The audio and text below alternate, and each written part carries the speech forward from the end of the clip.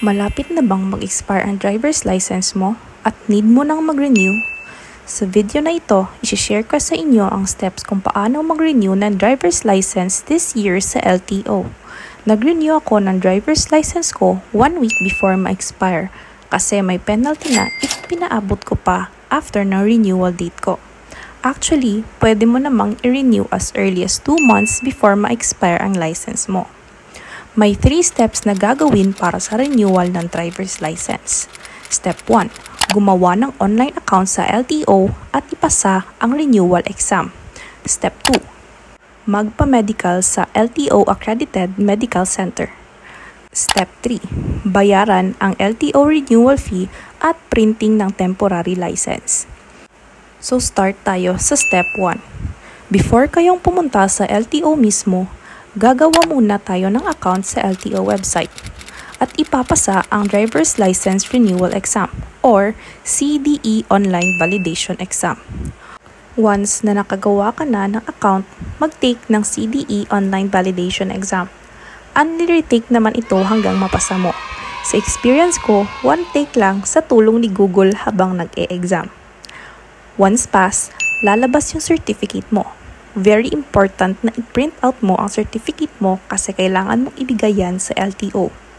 Before kang pumunta sa LTO, ito ang mga kailangan mong documents na i-print out or i-photocopy. Kailangan na i-prepare mo ito bago ka pumunta para hindi maaksaya ang oras mo kakahanap ng photocopy or printing services sa paligid. Makakasave ka rin if may printer kayo sa bahay or scanner. So moving on sa step 2.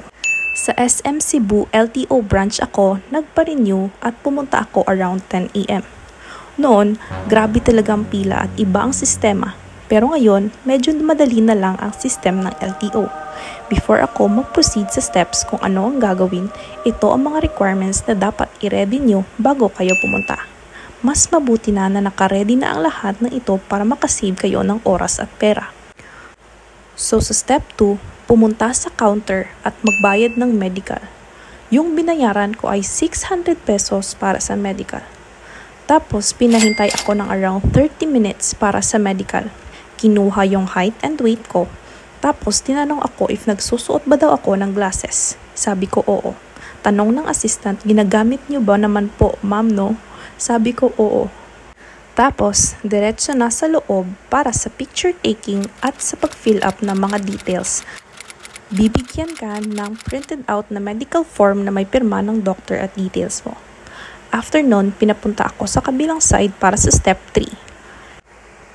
So sa last step natin sa step 3, ito yung minention ko kanina na kailangan nating i-prepare beforehand para dire-diretso na ang process. I-compile ang lahat ng requirements at ibigay sa front desk.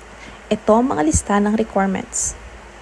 Pagkatapos ma-receive ng front desk, maghihintay na lang tayo na tatawagin ang ating pangalan para sa pagbayad ng license renewal at picture taking para sa ID.